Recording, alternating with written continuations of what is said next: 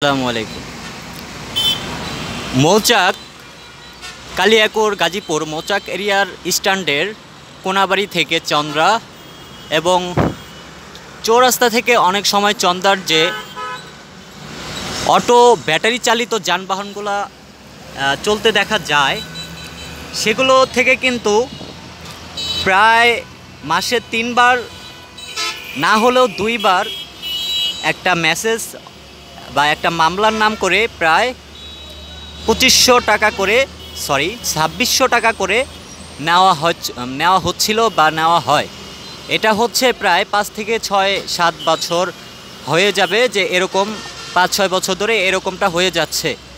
তো আজকে যখন আমি একজন সাধারণ মানুষ, যে অটো রিক্সাতে যানবাহনে আসা যাওয়া করা হয়, আমি একজন সাধারণ মানুষ, আমি যখন আজকে এটা রিপোর্ট করতে মৌচাক স্ট্যান্ডের কালিয়াকৈর থানার মৌচাক স্ট্যান্ডের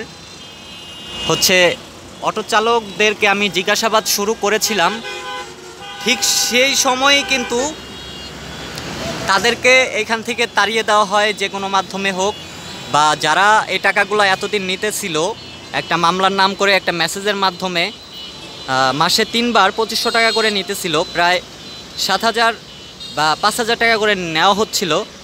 সেটার একটা রিপোর্ট করতে এসে কিন্তু দেখা গেল যে অটোগুলো নেই প্রায়।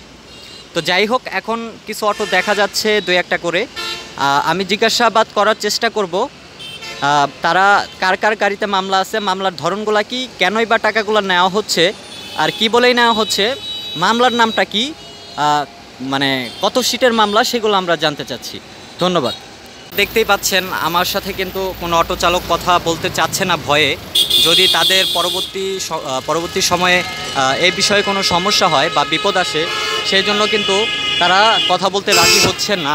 হ্যাঁ, আমি কিন্তু অনেকবার চেষ্টা করেছি এই অটো চালক, ব্যাটারি অটো চালক যারা আছেন তাদের সাথে কিছু কথা বলতে, জানার জন্য যে আসলে তাদের থেকে কী পরিমাণ টাকা নেওয়া হয়। আসলে বিষয়টা এমন হয়েই গিয়েছে যে সবাই আসলে জুলুমের শিকার হয়ে আসলে কেউ কথা বলতে চাচ্ছে না, কেউ আসলে খোলামেলাভাবে বলতেও চাচ্ছে না যে আসলে তারা কি কষ্ট করে 10 টাকা 20 টাকা করে আসলে এদিক সেদিকে গিয়ে আসলে কষ্ট করে এই টাকাগুলো আসলে জমানো হয়। সেই টাকাগুলো থেকে 2500 নয় 2600 টাকা করে মাসে 3 বার নেওয়া হচ্ছে। এটা আসলে তারা বলতে চাচ্ছে না। আমি চাচ্ছি তারা প্রাণ খুলে অভিযোগ জানাক, আর সেটা সমাধান হোক। হ্যাঁ, তারা প্রাণ খুলে যারা আছেন আমাদের এই গাজীপুর রওজানে অন্তত যারা আছেন, প্রাণ খুলে কথা বলুক, এবং তাদের অভিযোগগুলো জানার মাধ্যমে এবং জানানোর মাধ্যমে আমরা যে সমাধানগুলো দিতে পারবো, তার মাধ্যমে যেন আমাদের সবার হক সবার প্রতি আদায় হয়ে যায়, আমরা যেন হালাল পথে সবাই থাকতে পারি, সবাই যেন আমরা রহমতের ওপরে থাকতে পারি। আসলে আমরা দিন দুনিয়ার বিষয়গুলো যদি একটু চিন্তা করি, যে আসলে এই টাকাগুলো যে কত বড় একটা হিসাব বা কত বড় একটা আসলে আজাব বা একটা বড় একটা ধকল বা একটা বিপরীত দিক ঘটবে আসলে। হ্যাঁ, এটা আসলে সব দিকেই আমরা প্রমাণ পাচ্ছি বা পাই। তো আমি আরও জানার চেষ্টা করব, আমি দীর্ঘক্ষণ এখানে থাকবো ইনশাল্লাহ, যতক্ষণ না তাদের আমি একজন মানুষের অন্তত মন খুলে কথা বলার যে অভিযোগগুলো সেগুলো নিতে না পারি, ততক্ষণ আমি ইনশাল্লাহ এখানে থেকে যাব। ধন্যবাদ। আসসালামু আলাইকুম।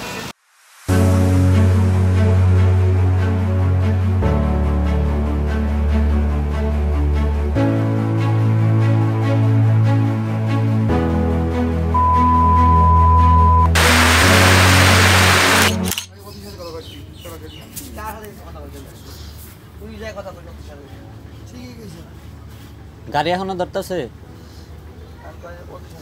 আমি মনে করি বর্তমানে পুলিশের উপর যে ক্ষোভটা সাধারণ মানুষের আছে, এইটার থেকে বাইরে যে সাংবাদিকের উপর মেন ক্ষোভটা ঝাড়তে হইব আগে। কারণ সাংবাদিকের কাছে লিগেল প্রতিবাদ একটা আশা করে সাধারণ জনগণ। সাংবাদিক বিক্রি হয়ে যায় আর মারে মাথাটা গরম। তো বুঝতে খারাপ গাড়ি, তোর গাড়ি আনা দেওয়ার ব্যবস্থা আমি গেছি। সাংবাদিকের বন্ধে যে মামলা ভাঙাই দেব না, মামলা ভাঙালে আমি যে ভাঙালে আসবো 1 টাকা দিতে পারবো না, গাড়ি দিলে দিবে না হলে 2600 টাকা কম করলে আমি কি করব? হ্যাঁ, তুমি গাড়ি নিবে 7টা, তুমি গাড়ি নিয়ে 105টা বিক্রি হইব কে? সাংবাদিক বিক্রি হওয়ার হলো এমন একটা ডিপার্টমেন্ট বিক্রি চলবে। বর্তমান বাংলাদেশে কোনটা লোক ভালো আছে? আমার বাংলাদেশের সরকার যাই তাই এসে তুমি সাংবাদিক পাগল পিটাইতে হয়, এই লেগে যে পাগল পিটাইতে হয়, বুঝাইতে হয় না। আমি কইলাম কি কইল ভালো কেউ নাই দেখা তো নাম হইছে একটা সাংবাদিক, যে সত্যকে সবসময় তুলে ধরবে জনগণের সামনে। সাংবাদিকদের শত্রু এই শালাই যদি বিক্রি হয় আপনি কার কাছে বিচার চাইতে যাবেন? আমি সাংবাদিকের নামে আমি ছবিগুলো রিপোর্ট করছি। ভালো বুঝি না। আমি কি করবার চাই হে বুঝি না। আমি যেটা কই সেটা আমারটা শুনো। ওরা আমি গাজীপুরে থাকতে পাইনি সাংবাদিকের দেখা না করতে। পরে যায় যে আরিফ ভাই আর ৩-৪ জন, রুহুলের ভাই ৫-৭ জন গেছে কলেজ গিয়ে, যে ওটি সমাধান করিয়েছি সেক্রেটারিয়েট কয়া। আমার গাড়ি ভাড়া সেক্রেট বেতন খোয়াতে ১,০০০ টাকা খরচ। ওই বালি ওই বালি তোমার করে আর কারো আমি তো চোখ লেগে গেছে। চা সিগারেট এখানে থাকবেই, চা সেক্রেট একটা চা দাও তো মাদক পালাক। মাথাটা গরম করে আমি একটা চাই। তোর লাভা লাগে। আমি আমি আমি এই রাস্তা দিয়ে ভাড়া ভাড়া করছি, এই রাস্তা দিয়ে ভাড়া করে যায় না। ওই যে হল বাল কাটলে আর কিছু করতে চায় না।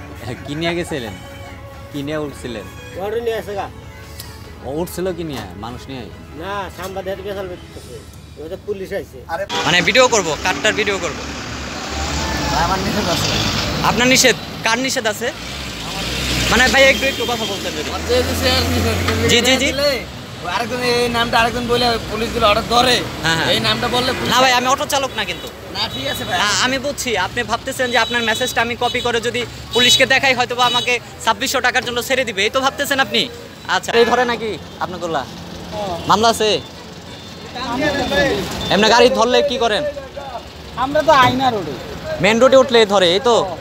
আচ্ছা মেন রোডে ওঠার পারমিশনটা দেয় কে? এটা তো সরকার নিষিদ্ধ আছে, বা চললেও এটা সীমিত আকারে চলতে পারবে। চাচা মনে করেন আপনি যখন আইলেন হ্যাঁ তাহলে কাকা আমার তো সামনে দিয়ে এন, একটু সামনে দিয়ে এলাম, এটাই তো পারমিশনের কারণ দিবে। হ্যাঁ হ্যাঁ, এটা তো আমরা জনগণের জন্য, তাই না?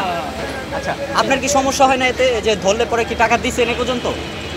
আমি বুড়া মানুষ, আমার থাকি আপনারা ছেড়ে দিচ্ছেন, ধন্যবাদ ধন্যবাদ। মানে আপনার সেনজিতে ২০,০০০ টাকা ট্যাক্সই দেন সরকারকে মাসে, তার মানে বছরে বছরে। হ্যাঁ হ্যাঁ হ্যাঁ বুঝতে পারছি। আচ্ছা আপনার কাছে মনে হয় যে যে অটো রিক্সা চালকগুলা যারা হচ্ছে ব্যাটারি চালিত অটো রিক্সা চালায়, তারা যদি মাসে ৫,০০০ টাকা ট্যাক্স দিতে হয়, মানে মাসে ২ বার পুলিশ গাড়ি ধরার পরে ২৫০০ টাকা করে টাকা দিতে হয়, এটা আপনার কাছে কি মনে হয়? এটা কি আসলে ঠিক হইতেছে না? না যদি ট্যাক্স নিতেই হয় একটা মনে হয়, আমার মনে হয় একটা হচ্ছে একটা লেভেল আছে, কিন্তু আপনার কি মনে হয় ৫,০০০ টাকা একটা রিক্সা চালকের থেকে নেওয়া উচিত?